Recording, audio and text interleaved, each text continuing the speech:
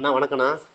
அண்ணா நீங்கள் பார்க்குற ஆம்னி 2010ங்க, 5 வருஷம் எப்சிங்க, 4 டயர் புது டயருங்க, இன்சூரன்ஸு வருஷங்க, எல்பிஜி என்டாஸ்மெண்ட்டுங்க, கவுளு பேஸ்ட்டு போஸ்ட்டு ஒரிஜினாலிட்டி எப்படின்னா அப்படியே இருக்குங்கண்ணா.